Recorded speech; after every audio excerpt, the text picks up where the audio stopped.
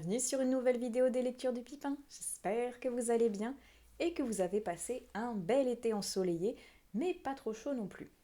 Et donc, le décor derrière moi faisant partie de l'automne, c'est donc la fin de l'été et la fin du Ice Cream Summer Challenge 2025. Pour rappel, il était organisé par Mister Kev cette année encore et j'ai adoré, une fois de plus, y participer. J'aime tellement les challenges saisonniers, je trouve que c'est franchement quelque chose de super chouette qui rythme toute l'année en fonction justement donc des saisons. Par ces challenges, ça nous donne un petit côté boost, un petit côté envie de lecture entre guillemets imposé. Moi j'aime beaucoup mettre, comme je vous dis, des livres parmi des catégories. Bref, le challenge allait jusqu'au 31 août, on est maintenant en septembre, donc c'est l'heure du bilan. Est-ce que j'ai réussi ou non? Laissez-moi reprendre mon petit carnet et on va vérifier tout ça ensemble. Alors, le premier menu, c'était La mer accompagne le soleil et la première catégorie, emportée par les vagues, avec page turner, lutte et féminisme en mots-clés. Et pour celui-ci, j'avais choisi de mettre Racine de Loulubi, dont je vous ferai l'incrustation juste ici. Et devinez quoi? Je l'avais réservé à ma médiathèque et je ne l'ai jamais reçu. Voilà.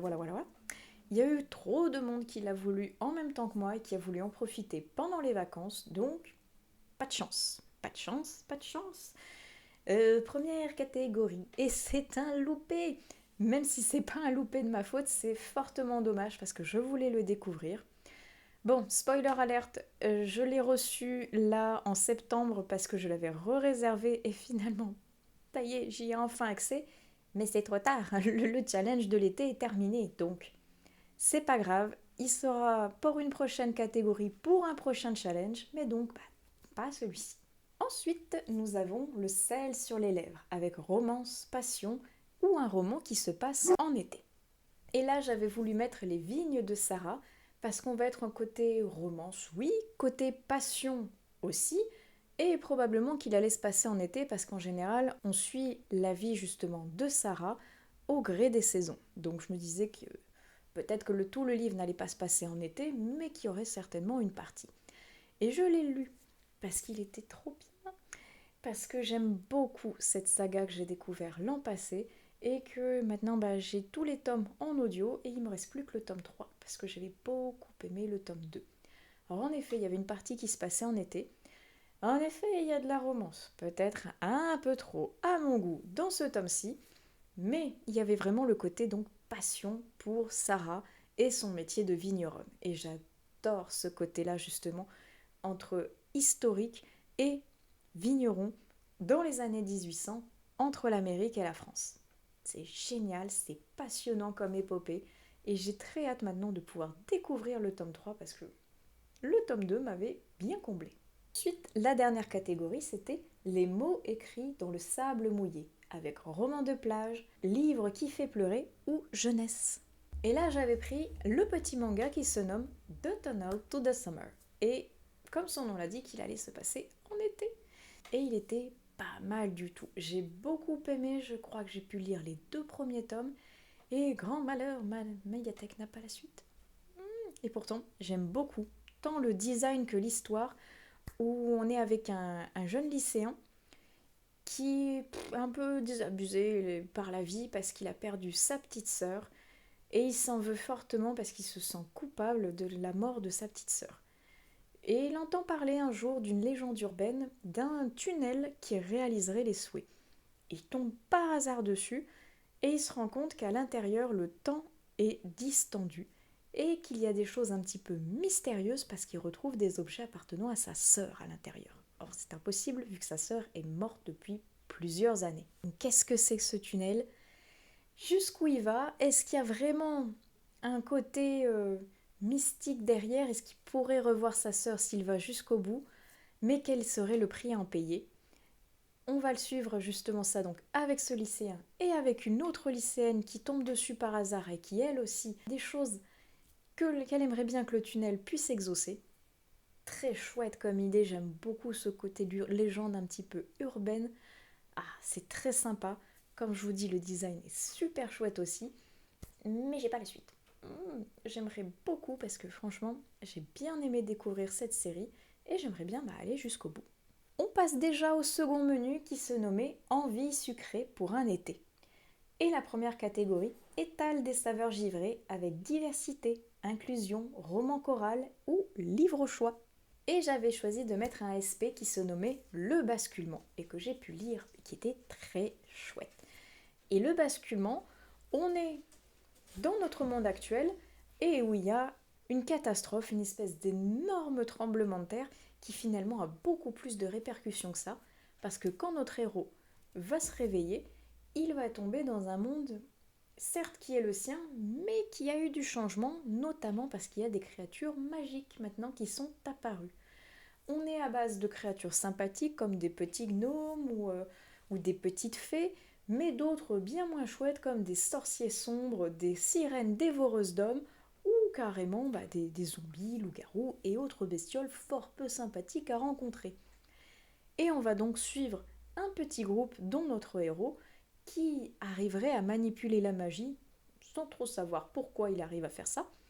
Et ils vont devoir réapprendre à vivre presque à l'âge de pierre car toutes les technologies ont disparu et tout ce qui n'est pas en rapport direct avec la nature n'existe plus.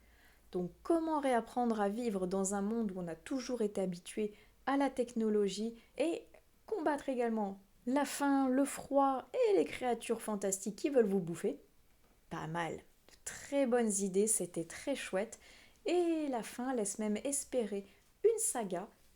Ça pourrait être pas mal que ça continue. En tout cas, moi j'ai trouvé ce premier tome ou ce tome unique, je ne sais pas encore, mais en tout cas il était très sympa.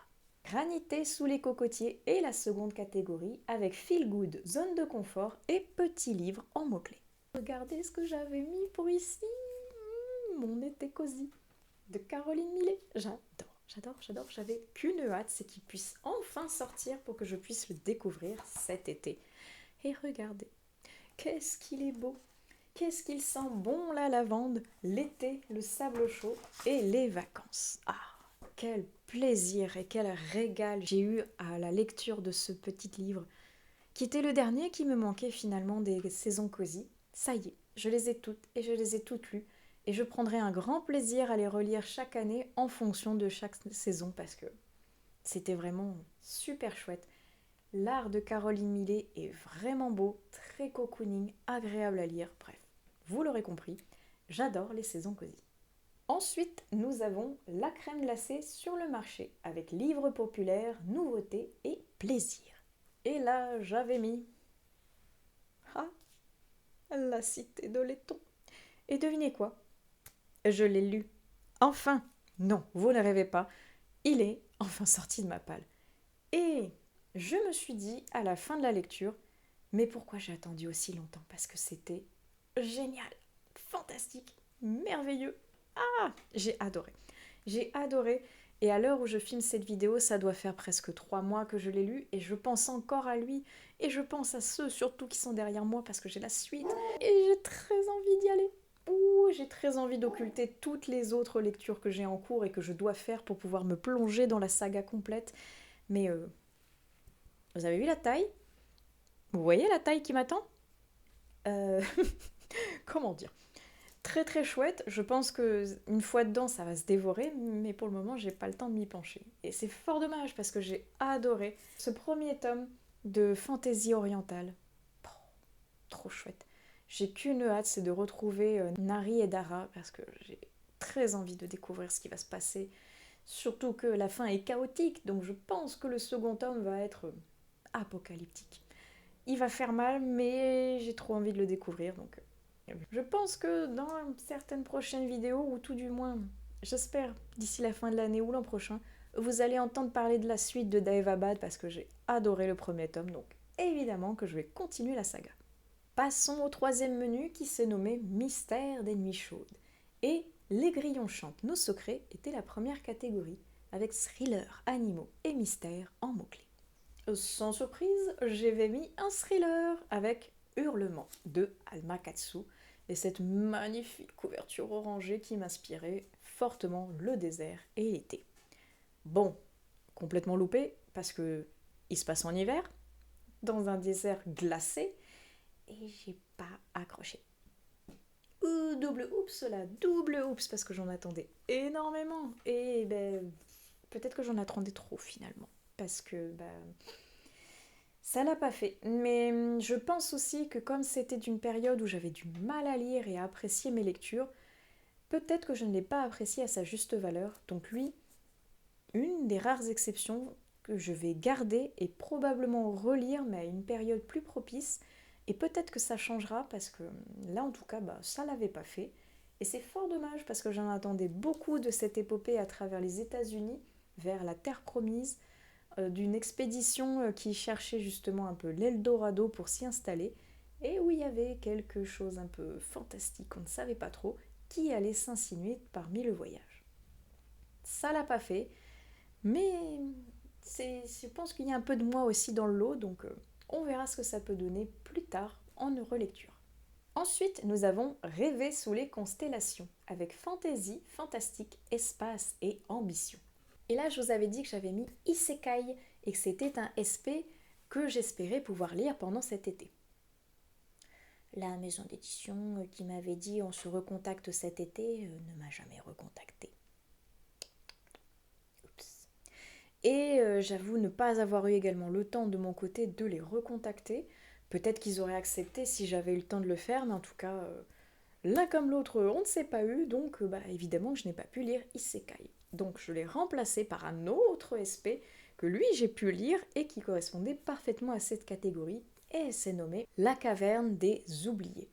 Et on va être dans un monde justement de fantaisie, avec un petit peu de magie, avec des dragons, avec une quête, et avec des oubliés qui n'ont pas de destin et qui sont voués à disparaître parce que paralysés par la peur. Et notre héroïne est une oubliée et elle compte pas être paralysée par la peur. Elle a envie d'un destin, elle a envie de se battre, d'être un chevalier comme dans les livres de fantaisie qu'elle adore dévorer. Sauf que pour ça, il faut qu'elle ait un destin et comme elle n'en a pas, ça va être compliqué. Jusqu'au jour où elle va tomber sur un livre interdit et sa vie va être complètement chamboulée et elle va aller au-delà de grandes aventures. C'était très très chouette, très sympa et avec une fin qui présage un début de saga. Et ce serait pas plus mal parce que j'avoue que même si ce tome-ci pourrait se suffire à lui-même, on a bien envie de continuer à rester avec notre héroïne et en savoir un peu plus, voire même qu'elle continue ses aventures. Donc, dommage pour Isekai, mais très belle découverte avec La caverne des oubliés. Ensuite, nous avons Reflet de lune sur l'eau noire avec polar, drame et introspection. Et là, j'avais mis La délicatesse des papillons que j'ai trouvé à ma médiathèque et que j'ai adoré. Oh là là là là là là. Je savais que cette lecture elle allait être puissante par rapport à ma situation quand je l'avais découvert et ça n'a pas loupé.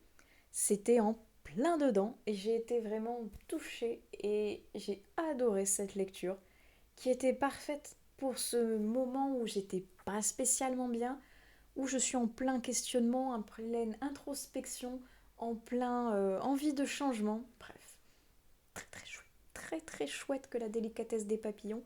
Et j'ai vu que l'autrice avait fait d'autres romans, dont un qui serait parfait pour l'hiver.